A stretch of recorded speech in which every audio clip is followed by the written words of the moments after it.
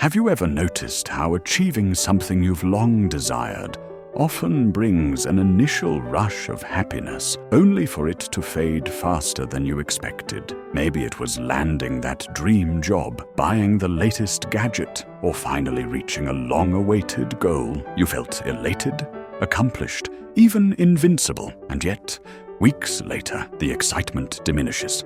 Life feels normal again, and suddenly you're chasing the next thing. This invisible cycle is what psychologists call the hedonic treadmill, and it explains why happiness often feels fleeting, no matter how much we get. The concept might sound simple, but its implications are profound. Brickman and Campbell first described the hedonic treadmill in the early 1970s, showing that humans quickly adapt to positive or negative changes in their lives. A raise, a new car, or a promotion may boost our mood temporarily, but we soon return to a baseline level of happiness. In essence, the more we acquire, the faster we adapt, and the less satisfaction we extract from each new achievement. Ancient Stoic philosophers understood this long before modern psychology put it in studies and charts. Epictetus, one of Stoicism's greatest teachers,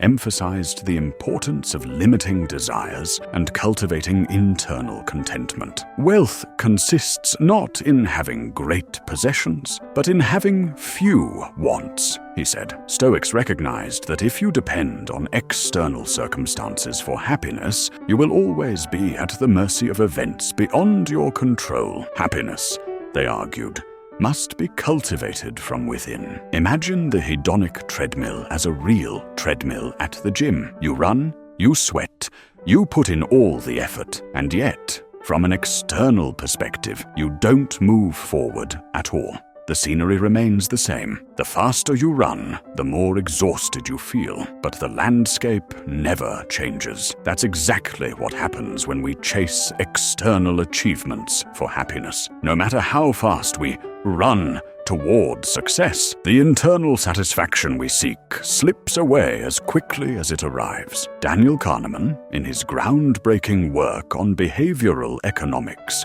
also notes that humans are wired to adapt. Even events we imagine as life-changing, winning the lottery, receiving a promotion, moving to a dream city, often fail to provide lasting happiness. Our minds normalize positive change almost immediately, making yesterday's excitement today's routine. This isn't a flaw. It's an evolutionary mechanism designed to keep us striving, but in the modern context, it can trap us in a relentless pursuit of more. So how do we step off this treadmill? How do we cultivate a lasting sense of fulfillment rather than a fleeting dopamine rush from each new acquisition? Here, both Stoic wisdom and modern psychology converge on 3 practical strategies. First, shift your focus inward. Recognize that happiness is not something to be found in external possessions or achievements alone. Stoics practiced self-reflection, mindfulness, and detachment from outcomes. By investing in personal growth, emotional regulation, and self-understanding, you build a foundation of satisfaction that doesn't depend on the next promotion or gadget. This doesn't mean you stop striving. It means your well-being isn't hostage to external circumstances. Second, cultivate gratitude. Sonja Lyubomirsky, in her book The How of Happiness, demonstrates that actively appreciating what you already have can counteract the adaptation effect of the hedonic treadmill. A daily gratitude practice, writing down 3 things you value about your life each day, can shift your perception. Over time, you stop taking what you have for granted and experience more joy in the present, rather than constantly seeking what's next. Third, pursue meaningful activities rather than just pleasurable ones. The Harvard Study of Adult Development,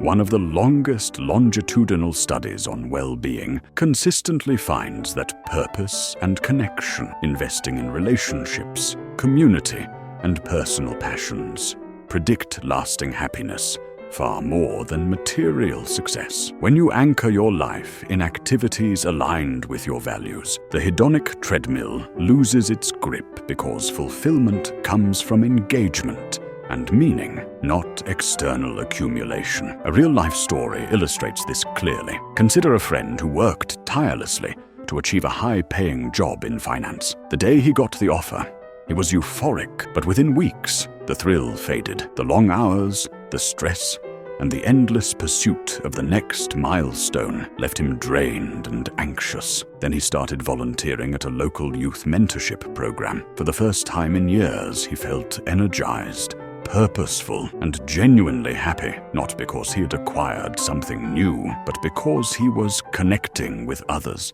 and contributing to something meaningful. The treadmill didn't stop completely, but he had found a way to step off its relentless cycle. Breaking free from the hedonic treadmill is not about rejecting ambition or success. It's about recalibrating the source of your happiness. Instead of letting achievements and possessions dictate your sense of worth,